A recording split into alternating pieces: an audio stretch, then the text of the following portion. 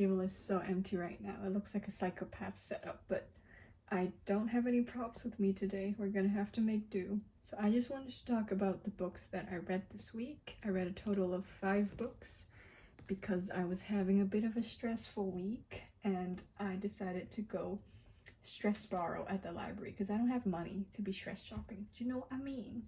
So we have People We Meet on Vacation by Emily Henry, Thursday Murder Club, Richard Osman, Duchamp versus Einstein by Christopher Hinz and Etan Ilfeld. I'm so sorry if I'm pronouncing this wrong. Neil Gaiman's Norse Mythology, and Sally Rooney, Beautiful World, Where Are You? So let's start with the first book that I read, which is People We Meet on Vacation. So I really like this. I don't usually read a lot of romance, but this was really well written. And I like the back and forth that they had to go through before they got together, and I think the slow burn was just done really well. And both Poppy and Alex were so believable as actual people, and I thought they were really well fleshed out.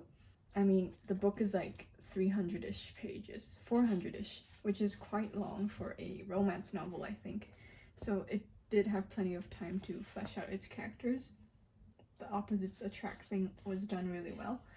What is this? Wow, somebody drew a relationship chart for them. I think Emily Henry just did a really good job. It's a great summer novel.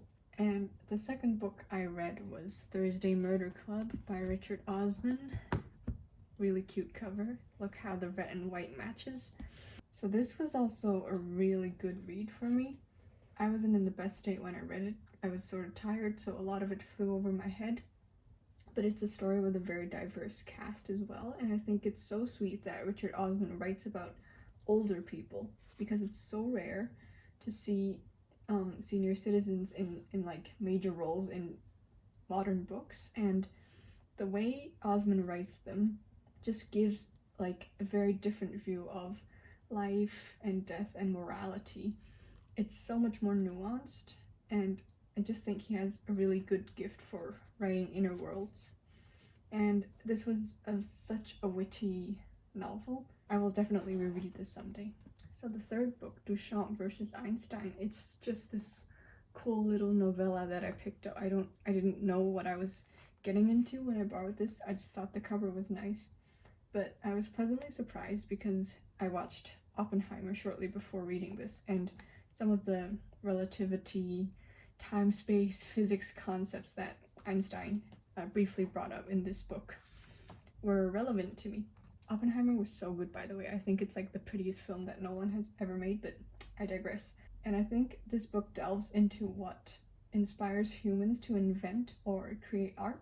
It's also a more science fiction look into the existence of higher beings, and just super interesting to see the two spectrums of humanity, sort of like the artists and the scientists, just come together in one chess game. So if you want to read something that makes you think about history and the creative / destructive power of nature, this is a very bizarre and entertaining read that I would recommend for you. Fourth book, Norse Mythology by Neil Gaiman. So at first, it's sort of splintered into short stories, and each chapter focuses on a different story in the Norse myths. So I wasn't able to get into it at first because of how splintered the format was, but it did come together at the end. Compared to American Gods, I liked the other one a lot more than Norse Mythology. It just felt more Gaiman-esque to me. Norse Mythology was surprisingly a bit tame and wholesome for Neil Gaiman's usual style. Of course, there were gory parts too, but the fact that he didn't turn this into a whole novel made it feel a bit lacking to me. Still, it's a nice way to learn about Norse mythology, considering its scattered history. I think there aren't a lot of records on Norse mythology in the first place. And his writing is beautiful as usual. There are wonderful descriptions, and I could see the scenes just like right in front of me. I just wish the characters had been fleshed out a bit more and given their usual 3-dimensionality. So Beautiful World, Where Are You was the final book that I read this week, and she never fails to amaze. Sally Rooney, oh my goodness. Like, I sound like a New York Times review at this point, but for real, this was This was like half societal / political analysis and just the deconstruction of the human psyche, and also half character driven. It's definitely the most hopeful Sally Rooney novel that I've read yet. The other ones were all hopeful in a you're a shit person, but it doesn't really matter because nobody matters kind of way. But this one actually had a wholesome ending, so I was amazed.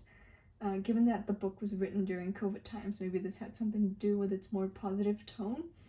And the writing was beautiful as usual. The letters that Alice and Eileen, the two main characters in this novel, wrote each other are so...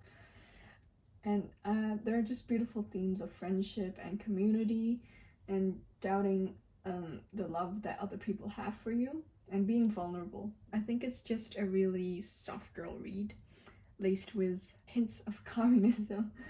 This was the last book I read this week, and it really came full circles because Simon, the male love interest, one of the male love interests in this book, is also like Catholic and emotionally repressed, just like Alex in People We Meet on Vacation.